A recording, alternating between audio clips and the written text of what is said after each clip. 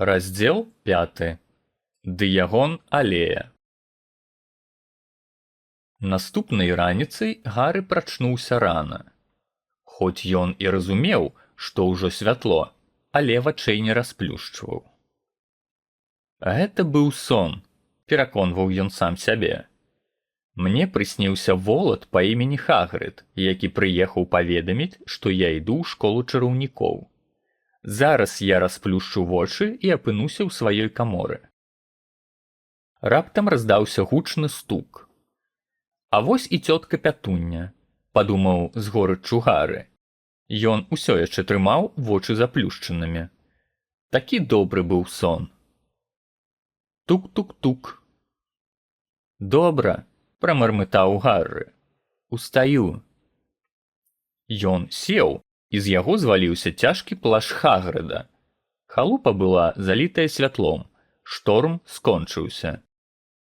Сам Хагрыд спаў на зламанай канапе, а ў акно кахцістай лапкай стукала сава з газетай у дзюбе. Гары ўскочыў на ногі. Яго так распірала ад шчасця, як быццам у ім надзьмулі вялізны паветраны шар. Ён падбег да вакна і з сілай распахнуў яго. Сава ўляцела ў пакой і выпусціла газету на Хагрыда. Той і не падумаў прачынацца. Трапечачы крыламі, сава апусцілася на пол і стала нападаць на плашч Хагрыда. «Хопіць!» Гарры паспрабаваў прагнаць саву, але тая толькі пагрозліва пстрыкала дзюбай і працягвала тэрарызаваць плашч. «Хагрыд!» гучна паклікаў Гары. «Тут сава!» «Заплаці ёй!» прамыкаў Хагрыд у канапу. «Што?»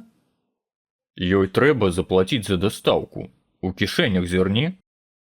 Пры пошуках выявілася, што плашч амаль цалкам складаецца з адных кішэняў, а ў іх звязкі ключоў, нейкія пулькі, разнакаліберныя скруткі вяровак, мятныя цукеркі, пакецікі гарбаты нарэшце. Гары выцягнуў жменю манетак дзіўнага выгляду. «Дай ёй 5 кнатаў», сонна прабурчаў Хагрыд. «Кнатаў?» «Маленькія, бронзавыя». Гары адлічыў 5 маленькіх бронзавых манетак. Сава працягнула лапку, і хлопчык паклаў грошы ў прывязаны да лапкі маленькі скураны кашалёчак. Пасля гэтага сава вылецела ў адчыненае акно. Хагрыд гучна пазяхнуў, сеў і пацягнуўся. «Трэба ісці, Гары. Працы ў нас на сёння шмат. У Лондан трэба купіць розныя прычындалы для школы». Гары круціў у руках чароўныя манеткі. Яму толькі што прыйшла ў галаву адна думка, з-за якой паветраны шарык усярэдзіне яго як быццам пракалолі. Хагрыд?» Адклікнуўся Хагрыд, які ў гэты час нацягваў вялізныя чаравікі. «У мяне няма ніякіх грошай. Вы ж чулі, што ўчора гаварыў дзядзька Вернан. Ён не будзе плаціць за навучанне магіі». «Аб гэтым не хвалюйся», — сказаў Хагрыд устаючы. «Думаеш, бацькі табе нічога не пакінулі?» «Але калі іх дом быў разбураны...»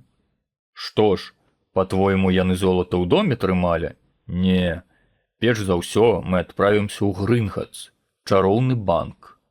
З'еш сасіску, яна і халодная нічога. Ды і я не адмоўлюся ад торціка». «А што, бываюць чароўныя банкі?» «Толькі адзін. Грынгатс. Ім кіруюць гобліны». «Гобліны?» «Ага. І скажу я табе, няма такіх псіхаў, якія задумалі б гэты банк абрабаваць.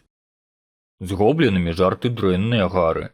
Калі што хаваць, Грынгатс – самае надзейнае месца на зямлі. Ну, можа яшчэ Хогвартс. Між іншым, мне ў Грынгатс і так трэба было. Дамблдор загадаў.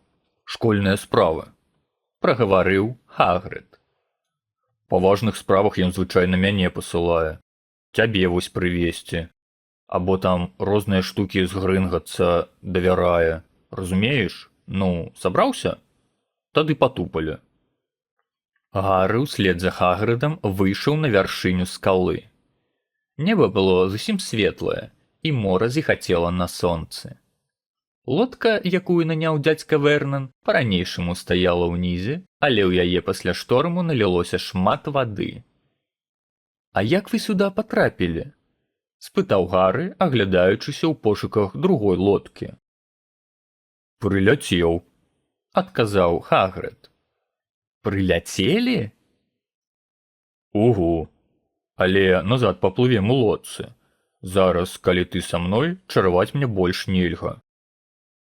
Пакуль яны ўсаджваліся ў лодку, Гары ўсё глядзеў на Хагрыда, спрабуючы ўявіць, як той лётае. «Але столькі ў вадзе бултыхацца», – пахіснуўшыся, нерашуча вымавіў Хагрыд. Ён кінуў погляд на Гары. «Калі б я трошкі паскорыў працэс, ты б не стаў казаць пра гэта ў Хогвартсе, не?» «Вядома, не», – горача запэўніў яго Гары, згараючы ад жадання ўбачыць яшчэ якое-небудзь чараўніцтва. Хагрыд зноў выцягнуў ружовы парасонік, двойчы стукнуў ім па борце лодкі, і тая хутка заслізгала ў кірунку да берага. «А чаму толькі псіх можа захацець рабаваць Грынготс?» – спытаў Гары. «Чараўніцтва, замовы», – коратка растлумачыў Хагрыд, разгортваючы газету. «Гавораць, там каля сейфаў падвышанай сакрэтнасці драконы вартуюць. А потым яшчэ дарогу там не знойдзеш, Грынготс пад зямлёй, пад Лонданам на сотні міль, разумееш? Глыбока-глыбока пад падземкай. Нават і скрадзеш што, дык потым адзін чорт памрэш пад зямлёй з голаду». Пакуль Хагрыд чытаў газету «Штодзённы прарок», Гарры сядзеў і думаў. Дзядзька Вернан навучыў яго, што людзі любяць, каб за гэтым заняткам іх пакідалі ў спакоі. Але ўтрымацца было вельмі цяжка. У яго ў жыцці яшчэ не было столькі пытанняў. «Зноў у міністэрстве магіі валяюць дурня, ну як заўсёды», – праварчаў Хагрыд, перагортваючы старонку. «А што, ёсць такое міністэрства?» – ахнуў Гары, хоць і імкнуўся маўчаць. «Ну так», – адказваў Хагрыд, – «зразумела. Дамблдора жадалі паставіць міністрам, ды ён Хогвартс ні за што не пакіне. Ну і ўзялі старога Фаджа, Карнеліуса Фаджа. Горшай кандыдатуры і не знайсці. Кожны дзень бамбуе Дамблдора з совамі. Рады просіць». «А што робіць міністэрства магіі?» «Іхняя галоўная справа – сачыць, каб маглы не даведаліся пра тое, што ў краіне па-ранейшаму шмат ведзьмаў і чараўнікоў». «На што?» «На што? Як на што, Гары? Калі дазнаюцца, тут жа захочуць вырашыць усе свае праблемы чароўным спосабам. Не, хай ужо лепш нас пакінуць у спакоі». У гэты момант лодка мякка ткнулася ў прычал. Хагрыд склаў газету, і па каменных прыступках яны выйшлі на вуліцу. Пакуль яны ішлі праз маленькае мястэчка на станцыю, мінакі ва ўсе вочы глядзелі на Хагрыда. І Гары не мог іх за гэта асуджаць. Хагрыд не толькі быў у 2 разы больш любога нармалёвага чалавека, ён яшчэ ўвесь час размахваў рукамі, паказваў на самыя звычайныя рэчы накшталт аўтамата з газаванай вадой і гучна выкрыкваў. «Відаў, Гары, чаго гэтыя маглы толькі не прыдумаюць, а?» «Хагрыд?» – спытаў Гары, ледзь паспяваючы за Хагрыдам. Даводзілася бегчы, каб не адстаць. «Вы казалі, у Грынготсе ёсць драконы?» «Ну, так гавораць», – адказаў Хагрыд. «Чорт, жадаў б я мець дракона». «Вы б жадалі мець дракона?» «Усё жыццё жадаў з маленства. Нам сюды». Яны дайшлі да станцыі, цягнік на Лондан адпраўляўся праз 5 хвілін. Хагрыд, які не разбіраўся ў маглавых грошах, аддаў Гары купюры і загадаў купіць квіткі. У цягніку людзі таропіліся на іх яшчэ больш. Хагрыд заняў 2 сядзення і выцягнуў вязанне. Вязаў ён нешта падобнае да цыркавога шатра канарэйкавага колера. «У цябе ліст з сабою, Гары?» – спытаў Хагрыд, не спыняючы свой занятак. Гары выцягнуў з кішэні пергаментны канверт. «Выдатна», – сказаў Хагрыд. «Там спіс усяго, што трэба». Гары разгарнуў другую частку ліста, якую не заўважыў напярэдадні ўвечары, і прачытаў. «Хогвартс, школа вядзьмарства і чараўніцтва. Форма. Навучэнцам першага года навучання неабходна мець. Першае. Простая працоўная мантыя, чорная, 3 штукі. Другое. Паўсядзённая востраканцовая шапка, чорная, 1 штука. Трэцяе. Ахоўныя пальчаткі з драконавай скуры або аналагічныя, 1 штука. Чацвёртае. Зімовая мантыя, чорная з срэбнымі зашпількамі, 1 штука. Пераканаўчая просьба прасачыць, каб на вопратку былі прышыты пазнакі з прозвішчам навучэнца. Спіс неабходных падручнікаў. Кожны навучэнец павінен мець наступныя кнігі. Міранда Гусокал, зборнік замоваў, частка 1. Батыльда Бэкшот, гісторыя магіі. Адальберт Вафлінг, тэорыя вядзьмарства. Эмерык Світч, ператварэнне, кіраўніцтва для пачынаючых. Філіда Спора, 1000 чароўных зёлак і грыбоў. Арсеніус Джигер, чароўныя адвары і зелля. Ньют Саламандзер, казачныя істоты і месцы іх рассялення. Квенцін Трымбаль, сілы зла, кіраўніцтва па самаабароне. Іншае абсталяванне. Чароўная палачка, 1 штука. Кацёл, алавяны, памер 2, 1 штука. Набор флаконаў, шкло або крышталь, 1 штука. Тэлескоп, 1 штука.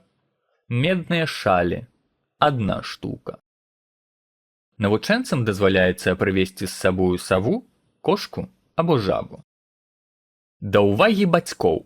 Навучэнцам першага года навучання не дазваляецца мець уласныя мётлы. «І ўсё гэта можна набыць у Лондане?» – здзівіўся Гары. «Месцы трэба ведаць», – адказаў Хагрыд. Гары яшчэ ніколі не хадзіў па Лондане. Хагрыд хоць і ведаў месцы, але не прызвычаіўся трапляць у іх звычайным шляхам. Спачатку ён захраснуў у турнікеце метро, потым гучна скардзіўся, што сядзенні занадта цесны, а цягнікі занадта павольныя. «Ну, не ведаю, як маглы абыходзяцца без магіі?» Бурчэў ён, караскаючыся ўверх па эскалатары да выхаду на вузкую ажыўлённую вуліцу, якая цалкам складалася з крам. Хагрыд быў такі вялізны, што лёгка рассякаў натоўп. Гары трэба было толькі ісці ззаду яго і не адставаць. Яны ішлі паблізу кніжных і музычных крам, закусачных і кінатэатраў. Але нідзе не было відаць крамы, у якой прадавалі б чароўныя палачкі. Гэта была самая звычайная вуліца, па якой ішлі самыя звычайныя людзі. Няўжо праўда, што дакладна пад імі закапаныя груды чароўнага золата? І дзе гэтыя крамы, у якіх прадаюць зборнікі замоваў і мётлы? Можа быць, усё гэта наогул благі жарт, падбудаваны дзядзькам і цёткай? Калі б Гары не ведаў, што ў сям'і Дурслі Спрэс адсутнічае пачуццё гумару, ён бы западозрыў розыгрыш. І ўсё ж, нягледзячы на тое, што сказанае Хагрыдам было цалкам непраўдападобна, ён не мог яму не верыць. «Дайшлі», — абвясціў Хагрыд, спыняючыся. «Дзіравы кацёл. Знакамітае мястэчка». Гэта была маленькая, несамавітага выгляду ўстанова. Калі б Хагрыд не паказаў, Гары б і не заўважыў, што яна наогул тут ёсць. Дарэчы, людзі, якія спяшаліся па вуліцы, менавіта што не прымячалі яго. Іх погляд праскользваў паблізу з вялікай кнігарні на дыскарню. І яны зусім не бачылі дзіравы кацёл. У Гары стварылася вельмі дзіўнае адчуванне, што толькі яны з Хагрыдам здольныя бачыць гэты бар. Але не паспеў ён нічога сказаць, як Хагрыд ужо правёў яго ўнутр. Для знакамітага мястэчка ў памяшканні было занадта цёмна і ўбога. У куце сядзелі некалькі немаладых жанчын, яны пацягвалі шэрры з маленькіх кубачкаў. Адна з іх паліла доўгую люльку. Нізенькі мужчына ў цыліндры размаўляў са старым барменам, які быў лысы і пахадзіў на бяззубы грэцкі арэх. Пры з'яўленні новых наведвальнікаў ціхае гудзенне галасоў спынілася. Па ўсім, Хагрыд не быў тут выпадковым наведвальнікам. Яму замахалі і заўсміхаліся. А бармен пацягнуўся за шклянкай, спытаўшы: «Як звычайна, Хагрыд?» «Не магу, Том, справы, Хогвартс», растлумачыў Хагрыд, плюхнуў руку на плячо Гары, ад чаго ў хлопчыка падхіліліся калені. «Бог ты мой!» — выклікнуў бармен, узіраючыся ў твар Гары. «Гэта... ці можа такое быць?» Дзіравы кацёл раптам замёр. «Захоўвай маю душу!» — прашыптаў стары. «Гары Потэр! Які гонар!» Ён, спяшаючыся, абмінуў барную стойку, кінуўся да Гары і са слязьмі ў вачах схапіў яго за руку. «З вяртаннем, містер Потэр, з вяртаннем!» Гары не ведаў, што сказаць. Усе глядзелі на яго. Жанчына з люлькай старанна зацягвалася, не ўсведамляючы, што тытунь даўно ўвесь выйшаў. Хагрыд ззяў. Затым раздаўся шум уставання мноства людзей з крэслаў, і ў наступны момант Гары ўжо паціскаў рукі ўсім наведвальнікам дзіравага катла. «Дорыс Крокфорд, містер Потэр, не магу паверыць, што нарэшце вас бачу». «Мая павага, містер Потэр, мая павага». «Заўсёды марыў паціснуць вам руку, надзвычай усцешаны». «Я ў захапленні, містер Потэр, проста не магу выказаць словамі». «Дынгл, мяне клічуць дзедалу з Дынгл». «Я вас ужо бачыў», — успомніў Гары, і ў дзедуласа Дынгла ад захаплення звалілася шапка. «Вы мне аднойчы пакланіліся ў краме».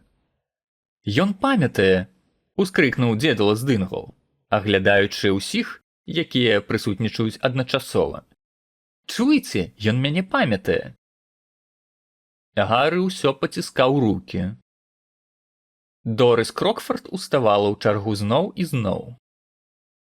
Наперад прабраўся бледны малады чалавек, вельмі нервовы. У яго быў цік на адно вока. «Прафесор Квірл», — сказаў Хагрыд. «Гары, прафесор Квірл будзе настаўнікам у цябе ў Хогвартсе». «Потэр», — заікаючыся, вымавіў прафесор Квірл, хапаючы Гары за руку. Не магу перадаць, як я шчаслівы, што мне давялось вас сустрэць». «А што вы выкладаеце, прафесор Квірл?» «Абарону ад сіл зла», — прагаварыў прафесор Квірл ціха, нібы не жадаючы пра гэтае згадваць. «Не тое, каб вам гэта было патрэбна, а, Потэр?» Ён нервова засмяяўся. «Мяркую, вырашылі набыць усё для школы? А мне трэба пашукаць новую кнігу аб вампірах». Падавалася, самадумка аб гэтым забівала яго.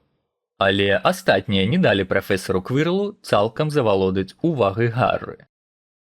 Спатрэбілася хвілін 10, каб вызваліцца ад жадаючых пагутарыць. Нарэшце Хагрыду атрымалася перакрычаць гвалт. «Нам трэба ісці, шмат спраў, Пайшлі, Гары. Дорис Крокфорд у апошні раз паціснула Гары руку. І яны з Хагрыдам наскрозь прайшлі праз бар і выйшлі ў невялікі, агароджаны высокімі сценамі двор, дзе стаяў смеццевы бак і расло пустазелле. Хагрыд з усмешкай глядзеў уніз на Гары. «Гаварыў я табе, гаварыў, ты знакамітасць. Прафесор Квірл аж увесь задрыжаў, як убачыў цябе. Ды ён, праўда, амаль заўсёды дрыжыць». «А чаго ён такі нервовы?» «Няшчасны хлапец. Быў у парадку, пакуль вучыў па кніжках, а потым з'ехаў на год на практыку. Гавораць, сустрэў вампіраў у Чарналессі. І яшчэ была нейкая цёмная гісторыя з вядзьмаркай. З тых часоў такі. Баіцца вучняў, баіцца нават уласнага прадмета. Так, дзе парасонік?» «Вампіры? Вядзьмарка?» У Гары галава ішла кругам. Хагрыд тым часам лічыў цэглу ў стенцы, поруч якой стаяў смеццевы бак. «Так, 3 ўверх, 2 ўбок», мармытаў ён. «Так, адыдзі, Гары». Ён тройчы пастукаў па сцяне лязом парасона. Сцяна задрыжала, стала выгінацца. У цэнтры з'явілася невялікая адтуліна. Яна расла і расла. І праз секунду перад імі ўтварыўся праход. Дастаткова вялікі нават для Хагрыда. Праход на брукаваную вуліцу, якая, пятляючы, знікла ўдалечыні. «Сардэчна запрашаем», — сказаў Хагрыд, «на Дыягон алею». І лагодна ўхмыльнуўся здзіўленню Гары. Яны прайшлі скрозь арку, Гары чутка аглянуўся праз плячо і ўбачыў, як праём паступова ператвараецца ў звычайную цагляную сцяну. Сонца ярка зіхацела на сценках катлоў, выстаўленых у найбліжэйшай краме. Катлы, усе памеры, латуневыя, медныя, алавяныя, срэбныя, самапамешвальныя, складныя, абвяшчала шыльда. «Ага, гэта нам трэба», — прагаварыў Хагрыд. «Але перш возьмем грошаў». Гары шкадаваў, што ў яго няма яшчэ па меншай меры 8 пар вачэй. Яны ішлі па вуліцы, і ён ва ўсе бакі круціў галавой, імкнучыся разглядзець усё адразу. Крамы, тавары, выстаўленыя перад ім, людзей, робячых пакупкі. Праходзячы паблізу аптэк, ён пачуў, як поўная дама гаворыць, калыхаючы галавой. «Печань дракона па 17 сіклей за унцыю, з глузду з'ехаць». З цёмнай крамы з шыльдай гандлёвы цэнтр совы. Совы рудыя, свірнавыя, карычневыя, палярныя, даносілася прыглушанае нізкае вуханне. Некалькі хлапчукоў, прыкладна таго ж узросту, што і Гары, праціснулі насы да вітрыны, у якой былі выстаўлены мётлы. Адзін з іх гаварыў: «Глядзіце, Німбус 2000, апошняя мадэль, самая хуткасная».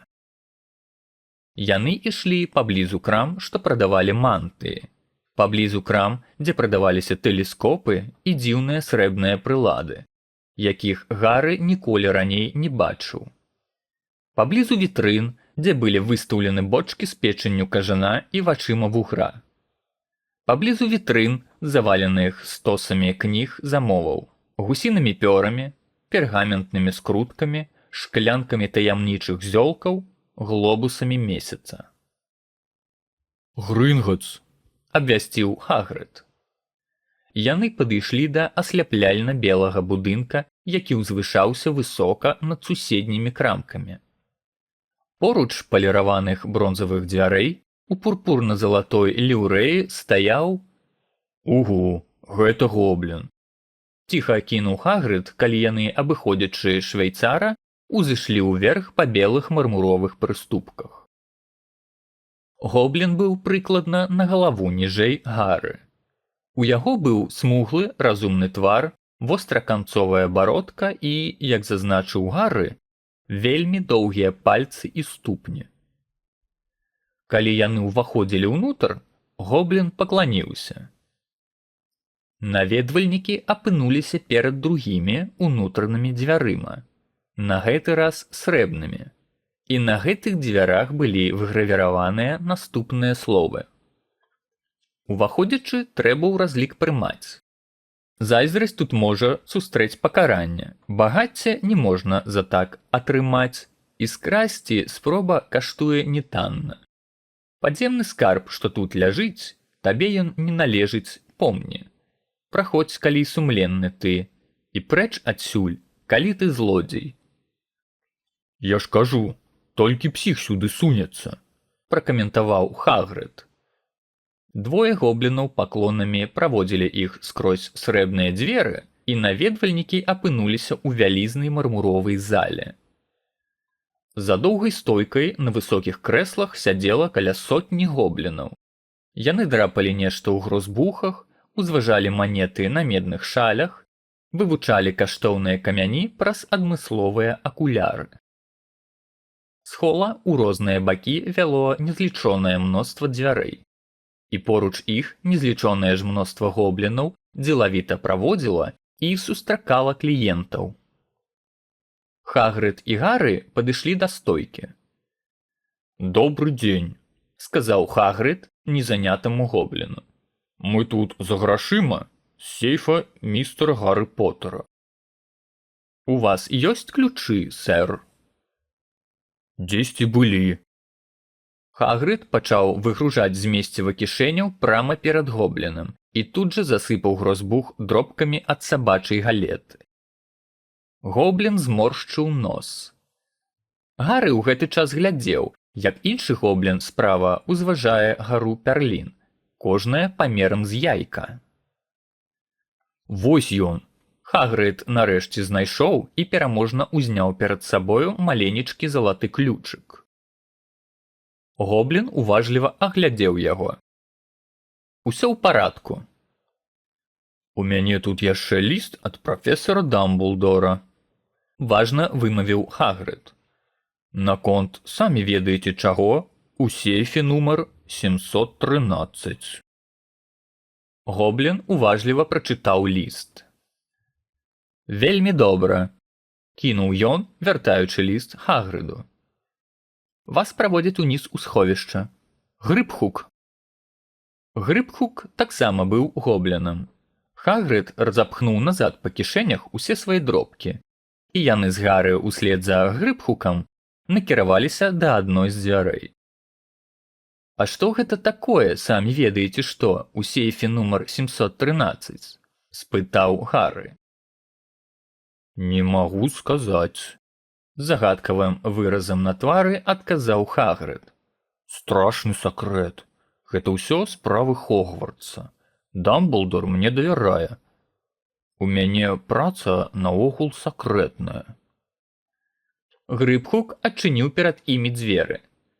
Гары, які чакаў убачыць яшчэ адну мармуровую залу, здзівіўся таму, што гэтым разам яны патрапілі ў вузкі каменны калідор, асветлены падпаленымі паходнямі. Калідор даволі стромка сыходзіў уніз, і на падлозе былі пракладзеныя вузкія рэйкі. Грыбхук свіснуў, і на яго кліч па рэйках грамыхаючы пад'ехала маленькая цялешка. Яны забраліся ўнутр, Хагрыд з некаторымі складанасцямі, і адправіліся ў шлях. Спачатку яны ехалі па заблытаным лабірынце падземных калідораў. Гары спрабаваў было запамінаць дарогу. Налева, направа, направа, налева, усярэдзіне скрыжавання направа, налева. Але неўзабаве гэта зрабілася занадта складана. Цялешка, аглушальна бразгочучы, відаць, сама ведала, куды ехаць, таму што Грыбхук ёю не кіраваў. Адзін раз ён убачыў сноп полымя, які вырваўся аднекуль з глыбінь калідора, і аглянуўся паглядзець, ці не дракон гэта. Але было ўжо запозна. Яны апускаліся ўсё глыбей пад зямлю і ехалі зараз паблізу возера, вакол якога з падлогі і столі Раслі сталактиты і сталагміты. «Так і не ведаю!» – крыкнуў Гары Хагрыду скрозь грукат цялежкі. «Якая розніца паміж сталактитамі і сталагмітамі?» «У сталагміце ёсць літара «М», – адказаў Хагрыд. «І не пытай больш нічога, а тое мяне званітуе». Ён і праўда неяк пазелянеў. Калі цялежка нарэшце спынілася каля маленькіх дзвярэй у сцяне, яму давялося пастаяць, прысланіўшыся да сцяны, каб калені перасталі дрыжаць. Грыбхук адамкнуў дзверцы. Адтуль, круцячыся, вырваўся зялёны дым. Калі дым рассеяўся, Гарры ахнуў. Усярэдзіне на падлозе ляжалі горы залатых манет, калоны срэбных, груды маленькіх бронзавых кнатаў. «Усё тваё!» – усміхнуўся Хагрыд. Усё яго. Гэта было ўзрушальна.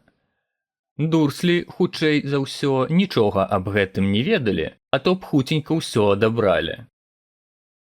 Яны стала скардзіліся, што Гары ім вельмі дорага абходзіцца. А аказваецца, увесь гэты час ён, сам таго не падазраючы, валодаў такім багаццем, схаваным глыбока пад зямлёй. Хагрыд дапамог Гары паскладаць некаторую колькасць грошай у торбу. «Залатыя – гэта галеоны», – тлумачыў ён. «У адным галеоне 17 срэбных сіклей, а ў адным сікле 29 кнатаў. Усё даволі проста. Вось так, гэтага на пару семестраў хопіць, а астатнія хай ляжаць тут, цалей будуць». Ён звярнуўся да Грыбхука. «А зараз будь сябрам да сейфа нумар 713. І, можа, не будзеш так гнаць?» «Хуткасць толькі адна», – адрэзаў Грыбхук. Яны несліся далей углыб, набіраючы хуткасць.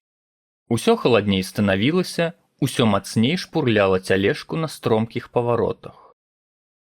З грукатам пранесліся яны паблізу падземнай цясніны, і Гары пераважыўся праз борцік, каб паглядзець, што там унізе. Але Хагрыд з хваравітым стогнам за каўнер запіхнуў яго назад у цялежку. Вочка 713 не мела замочнай свідравіны. «Станьце ў баку», – важна загадаў Грыбхук. Ён злёгку крануў паверхню доўгім пазногцем, і дзверцы папросту расталі ад дакранання. «Калі так зробіць хто-небудзь старонні, яго ўцягне ўнутр, і ён апынецца ў зняволенні», – растлумачыў Грыбхук. «А вы часта правяраеце, ці няма каго ўнутры?» – спытаў Гары. «Прыкладна раз на 10 год», – адказаў Грыбхук з ухмылкай. Гары не сумняваўся, што ў такім сакрэтным сейфе павінна захоўвацца нешта вельмі-вельмі важнае, і зацікаўлены увесь выцягнуўся наперад, чакаючы ўбачыць па меншай меры груды дыяментаў. Але памяшканне было пустое, прынамсі на першы погляд. Толькі потым ён заўважыў на падлозе невялікі бруднаваты скрутак у карычневай паперы. Хагрыд узяў скрутак і засунуў яго кудысьці ў глыбіню свайго плашча. Гары жудасна хацеў даведацца, што ж там такое, але ён усё ж стрымаў сваю цікаўнасць і не стаў пытацца. «Ну, давай назад у гэтую пякельную грамухалку і не гавары са мной па дарозе. Лепш мне трымаць рот зачыненым», – сказаў Хагрыд. Сяк-так, перажыўшы жахі зваротнай дарогі, яны сталі за дзвярыма грынгацца, прыжмурваючыся ад яркага сонца. Гары не ведаў, куды і бегчы зараз, калі ў торбе ў яго было шмат грошаў. Яму не трэба было ведаць, які абменны курс галеона ў дачыненні да фунта, каб зразумець, што зараз у яго болей грошай, чым было калі-небудзь да гэтага. І нават больш, чым было калі-небудзь у Дурсле, калі ўжо на то пайшло. «Трэба б форму прыкупіць», Хагрид махнуў галавой у бок мадам Малкін. Вопратка на ўсе выпадкі жыцця. «Слухай, Гары, ты не супраць, я заскочу прапусціць шкляначку ў дзіравы кацёл? Ненавіжу гэтыя цялежкі». Ён усё яшчэ быў вельмі бледны, і Гары, моцна хвалюючыся, пайшоў да мадам Малкін адзін. Мадам Малкін аказалася прысадзістай усмешлівай ведзьмай, апранутай у ліловае. «Ідзеш у Хогвартс, любы?» – перабіла яна, калі Гарры пачаў было казаць нешта невыразнае. «Тут ты знойдзеш усё, што трэба, і, дарэчы, у нас тут яшчэ адзін малады чалавек прымярае форму». У глыбіні крамы на табурэтцы стаяў хлопчык з бледным выцягнутым тварам. А другая ведзьма падшпільвала шпількамі падол яго доўгай чорнай мантыі. Мадам Малкін паставіла Гары побач на стульчык і стала вызначаць патрэбную даўжыню вопраткі. «Прывітанне», – сказаў хлопчык. «Таксама ў Хогвартс?» «Так», – кінуў Гары. «Мой тата ў суседняй краме купляе падручнікі, а маці глядзіць чароўныя палачкі на тым канцы вуліцы», – паведаміў хлопчык. У яго быў сумны манерны голас. «А потым я іх павяду глядзець на гоначныя мётлы. Не разумею, чаму першакласнікам нельга мець уласныя мётлы. Трэба будзе усё-ткі прымусіць бацьку набыць мятлу. Я ўжо як-небудзь працягну яе ў школу». Гары мімаволя успомніў пра Дадлі. «А ў цябе ёсць мятла?» – працягваў хлапчук. «Не», – адказаў Гары. «А ты ў квідыч наогул гуляеш?» «Не», – зноў адказаў Гары, думаючы, што за штука гэты квідыч. «А я гуляю. Тата гаворыць, гэта злачынства, калі мяне не вылучыць гуляць за мой факультэт. І, павінен сказаць, я таксама так думаю. Ты ўжо ведаеш, у які факультэт ідзеш?» «Не». З кожнай хвілінай Гары пачуваўся ўсё бязглуздзей. «Ну, наогул ніхто дакладна не ведае, але я ўпэўнены, што патраплю ў Слізерын. У нас уся сям'я там вучылася. Ты толькі ўяві, калі я патраплю ў Пуфендуй. Я сыйду са школы. Сумленнае слова. А ты?» Прамыкаў Гары, шкадуючы, што не можа сказаць нічога больш змястоўнага. «Паглядзі на гэтага дзядзьку», – выклікнуў раптам хлопчык, ківаючы ў бок вітрыны. За акном стаяў Хагрид. Ён шчэрыўся і трымаў у руках два вялікія ражкі марозіва, каб паказаць, што не можа ўвайсці. «Гэта Хагрид», – сказаў Гары задаволены, што ведае хоць нешта, чаго не ведае непрыемны хлапчук. «Ён працуе ў Хогвартсе».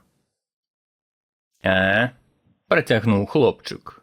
«Я б ім чуў. Ён нейкі служка там, дакладна?» «Ключнік», – паправіў Гары. Хлапчук з кожнай секундай падабаўся яму ўсё менш і менш. «Так, сапраўды. Як я чую, ён нешта накшталт дзікуна. Жыве ў халупе ў двары школы, часам напіваецца і пачынае чараваць, а заканчваецца ўсё тым, што ён падпальвае ўласны дом». «А мне падаецца, ён выдатны», – халодна запярэчыў Гары. «Няўжо?» – вымавіў хлопчык трохі напышліва. «А чаму ты з ім? Дзе твае бацькі?» «Памерлі», – сцісла адказаў Гары. Ён не збіраўся абмяркоўваць гэтую тэму, ва ўсім разе не з гэтым задавакай. «Які жах», – сказаў той без эмоцый.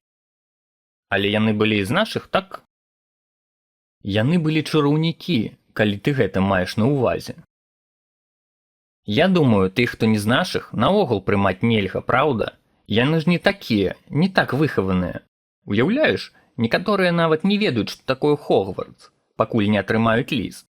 Мне падаецца, трэба прымаць дзяцей толькі з старажытных чароўных сем'яў. Дарэчы, а як тваё прозвішча?» Але, перш чым Гары паспеў адказаць, мадам Малкін сказала: «Вось і гатова, любы». І Гары, узрадаваны нагодай спыніць гутарку, саскочыў з крэсла. «Добра, убачымся ў Хогвартсе», – сказаў манерны хлопчык. Гары паводзіў сябе вельмі ціха, пакуль еў марозіва, якое прынёс Хагрыд, малінава-шакаладнае з арэхамі. «Што здарылася?» – зазначыў залішнюю ціхмянасць хлопчыка Хагрыд. «Нічога», – схлусіў Гары. Яны спыніліся купіць пергамент і пёры. Пры выглядзе чарнілаў, якія змяняюць колер у працэсе напісання, Гары злёгку павесялеў. Калі яны выходзілі з крамы, ён спытаў: «Хагрыд, а што такое квідыч?» «О, Гары, я і запамятаваў, якая ты ў нас цемра, нават пра квідыч ты не ведаеш». «Не трэба, я і так сябе адчуваю жудасна», – выклікнуў Гары. Ён распавёў Хагрыду пра бледнага хлопчыка ў краме мадам Малкін. І яшчэ ён сказаў, што дзяцей з сем'яў маглаў не павінны нават прымаць. «Ты не з сям'і маглаў. Ведаў бы ён, хто ты такі ёсць, ды ён з пялёнак пра цябе чуў, раз у самога сям'я чароўная. Ты ж бачыў, што адбывалася ў дзіравым катле, калі ты там з'явіўся. І наогул, што ён малы ў такіх справах кеміць. З тых, хто мне сустракаўся, лепшымі часцяком аказваліся нашчадкавыя маглы. Магія ў іх усярэдзіне. Дык узяць хоць тваю маці, параўнай з сястрою, а?» «Дык што такое квідыч?» «Такая спартовая гульня, чароўная. Ну, як хакей на траве ў маглаў. Гуляюць у паветры на мётлах. Там яшчэ такія 4 мячы, увогуле так адразу правіла не растлумачыш». «А што такое слізерин і пуфендуй?» «Факультэты ў нас у школе. Усяго іх 4. Кажуць, у пуфендуе адны тупені, але...» «Б'юся аб заклад, я апынуўся ў пуфендуе», – сказаў Гары змрочна. «Ужо лепш пуфендуй, чым слізерин», – цяжка вымавіў Хагрыд. «Усе чараўнікі, якія пайшлі па дрэннаму шляху, вучыліся ў слізерыне. Ды і сам ведаеш, хто таксама». Ой, гэта значыць, сам ведаеш, хто вучыўся ў Хогвартсе?» «Даўным-даўно», – адказаў Хагрыд. Яны набылі падручнікі ў краме завітушай клякца, дзе паліцы да самой столі былі абстаўленыя кнігамі самых розных памераў. І вялізнымі, як пліты маставой, зацягнутымі ў дарагую скуру, і малюсенькімі, памерам з паштовую марку, абцягнутымі шоўкам. І кнігамі, поўнымі загадкавых знакаў, трапляліся нават кнігі з пустымі старонкамі. Нават Дадлі, які ніколі нічога не чытаў, аддаў бы што заўгодна за магчымасць паглядзець на некаторыя з гэтых кніг. Хагрыд ледзь не сілай увалок Гарры ад даведніка «Накладанне і здыманне заклёнаў, як затлуміць ворагаў і зачараваць сяброў, сучасныя спосабы ўзяць рэванш, выпадзенне валасоў, ватныя ногі, заліпанне языка і шмат-шмат іншага». Прафесара Вендіктуса Верусіана. Я хацеў даведацца, як заклясці Дадлі.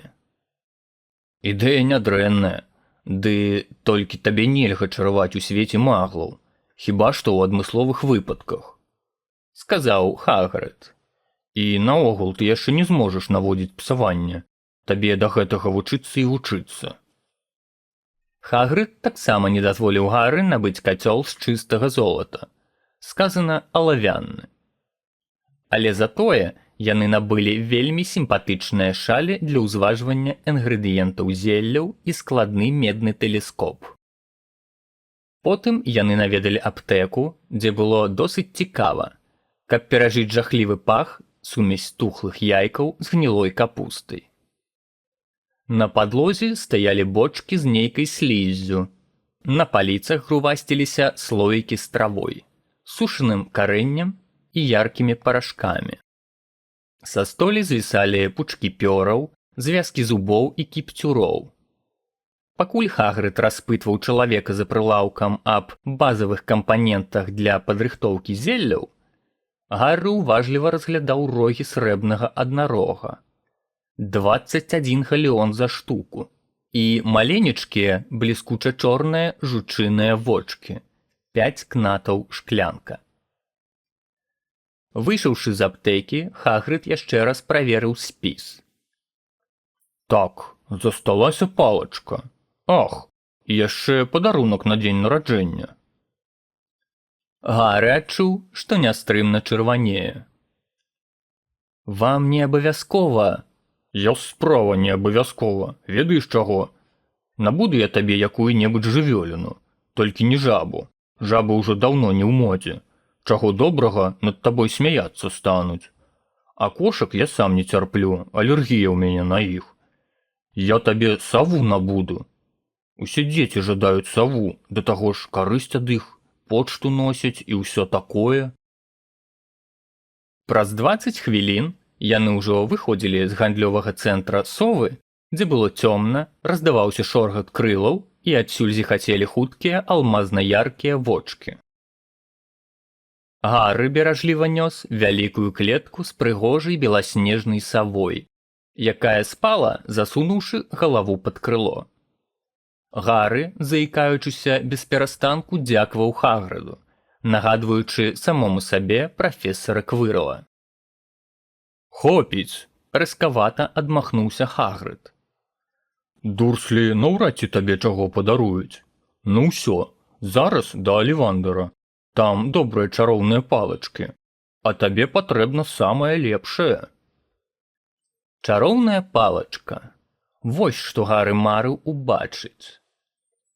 Гэта апошняя крама была цесная і нейкая занядбаная. Золата на шыльдзе, якая абвяшчала Алявандары вытворцы чароўных палачак з 382 года да нашай эры, даўно аблупілася. У вітрыне на выгаралай пурпурнай падушцы ляжала адна адзіная палачка. Калі яны пераступілі парог, дзесьці ў глыбіні крамы бразнуў званок. Усярэдзіне крама аказалася малюсенькай і пустой, калі не лічыць танканогага крэсла, на які Хагрыд тут жа і плюхнуўся. Яны сталі чакаць. Гары пачуваўся, як у бібліятэцы з вельмі строгімі правіламі. Ён праглынуў 1000 толькі што прыйшоўшых яму на розум пытанняў і стаў моўчкі глядзець на доўгія вузкія скрынкі, складзеныя адна на адну ўздоўж сцен. Чамусьці па спіне ў яго пабеглі мурашкі. Падавалася, сам пыл і таямнічая цішыня ў гэтым памяшканні выпраменьвалі нейкае няўлоўнае чараўніцтва. «Дабры дзень», – вымавіў прыемны голас. Гары падскокнуў.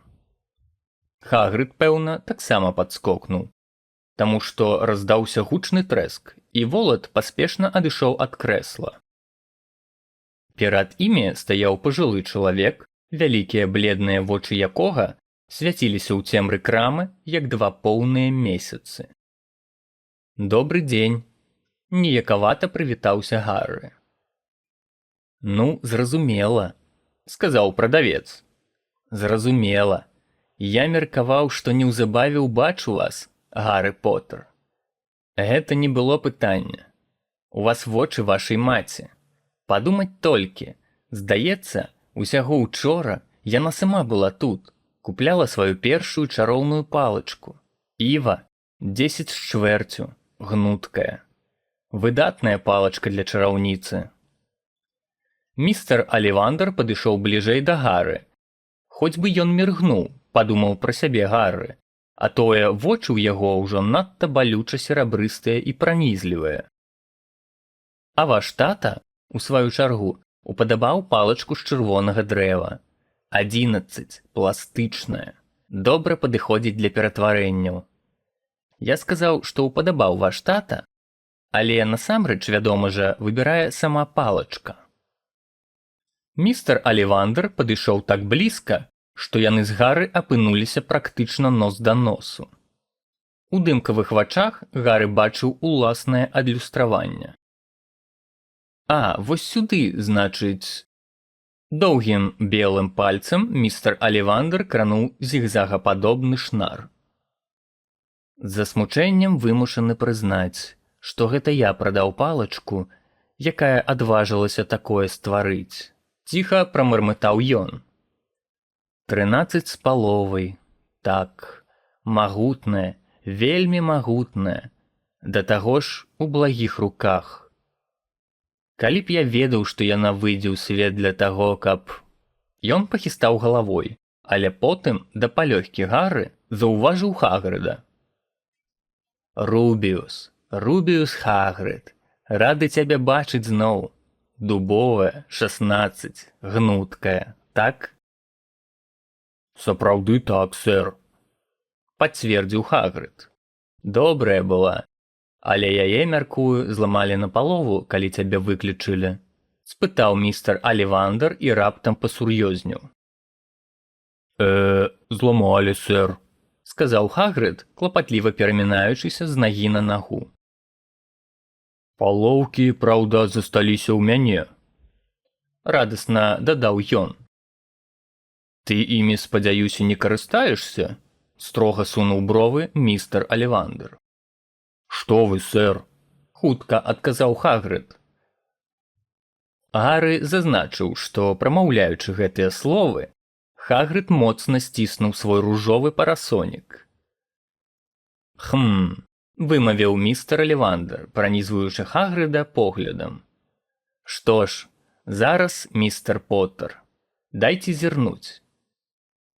Ён выцягнуў з кішэні доўгі краўцоўскі мэтр са срэбнымі насечкамі. Якой рукой аддаеце перавагу чараваць? Я праўша, сказаў Гарры. Выцягніце руку, вось так.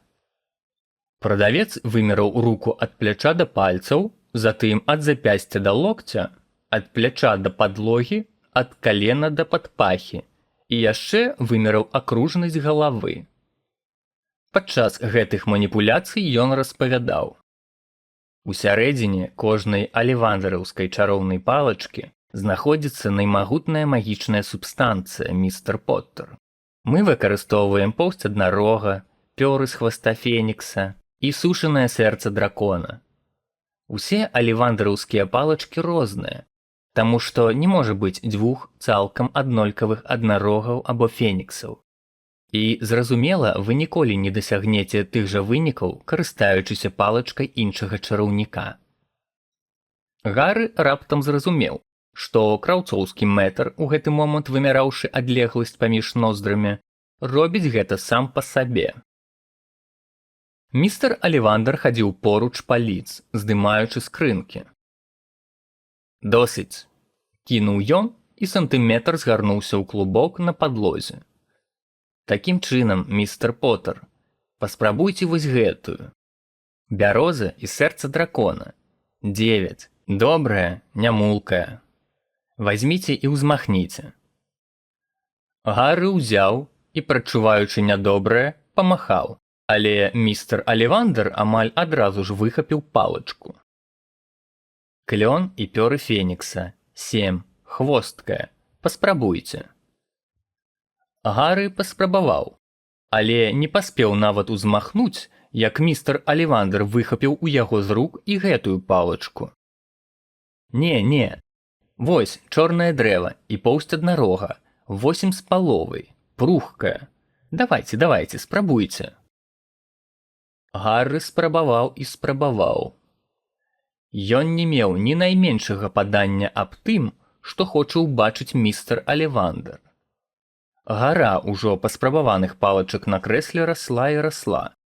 Але чым больш тавара было знята з паліц, тым шчаслівей станавіўся містер Алівандр. Пакупнік з запытамі, а? Не турбуйцеся, дзесьці тут вас чакае ваша адзіная, і мы знойдзем яе. Так, цікава, а чаму б і не незвычайнае спалучэнне, вастраліст і пёры фенікса? 11. Прыемная, згодлівая.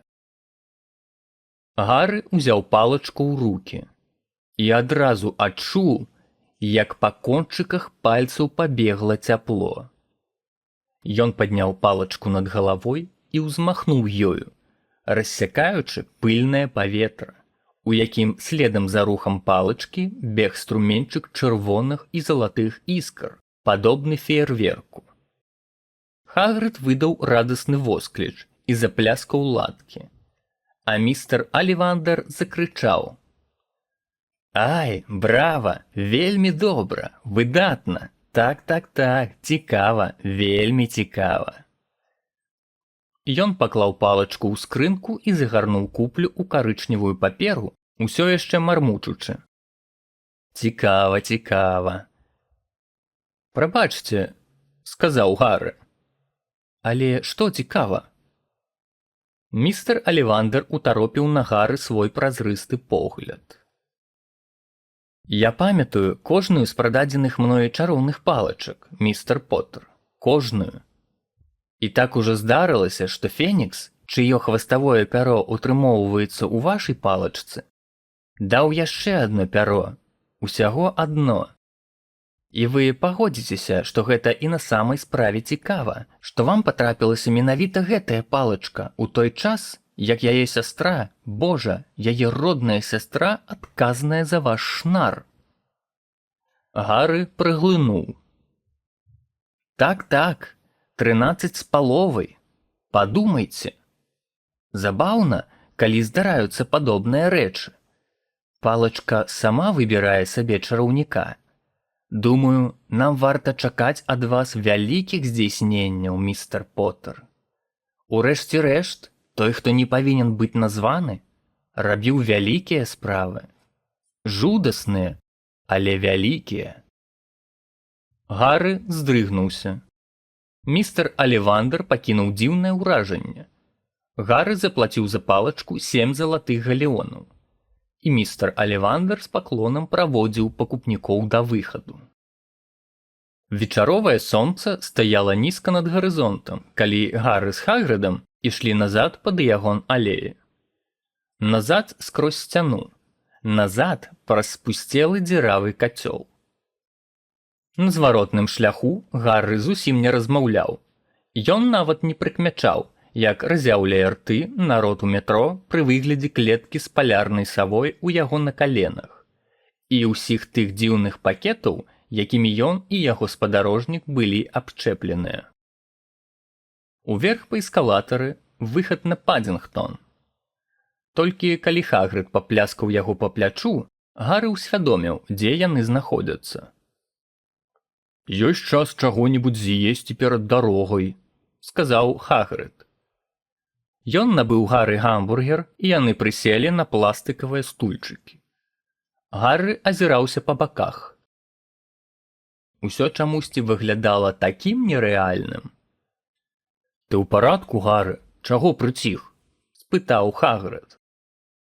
Гары не ведаў, як растлумачыць свае пачуцці.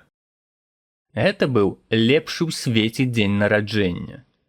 І ўсё ж, ён жаваў гамбургер, марна спрабуючы знайсці словы. «Усе думаюць, што я асаблівы», — вымавіў ён нарэшце. «Усе гэтыя людзі ў дзіравым катле, прафесар Квірл, містер Алівандер. А я нават нічога не ведаю пра чараўніцтва. Як жа яны могуць чакаць ад мяне вялікіх здзейсненняў? Я знакамітасць, а сам нават не памятаю, з-за чаго ёю стаў. Я не памятаю, што адбылося, калі вал... Выбачайце, я жадаў сказаць, той ночы, калі загінулі мае бацькі». Хагрыд перахіліўся праз столік. За кашлатай барадой і кусцістымі бровамі былі бачныя вельмі добрыя вочы. «Ды не хвалюйся ты, Гары, навучышся. У Хогвартсе усе з нуля пачынаюць, а ты ў нас будзеш не горшы іншых. Проста будзь сам сабою, хоць і нялёгкая гэтая справа. Я разумею, цябе выдзелілі з астатніх, а гэта заўжды цяжка. Але ў Хогвартсе табе будзе добра. Мне было, ды і зараз таксама добра». Хагрыд пасадзіў Гары ў цягнік, які павінен быў даставіць яго назад да Дурслі, і працягнуў канверт. «Твой квіток у Хогвартс», — растлумачыў ён. «1 верасня, Кінг-Крос, там усё напісана. Будуць праблемы з Дурслі, дасылай саву. Яна ведае, дзе мяне шукаць. Ну, убачымся, Гарры. Цягнік адышоў ад станцыі. Гарры сачыў за Хагрыдам да самога апошняга моманту, пакуль той не схаваецца з выгляду. Ён прыўстаў і прыціснуў нос да шкла. Але як толькі ён міргнуў, Хагрыд знік.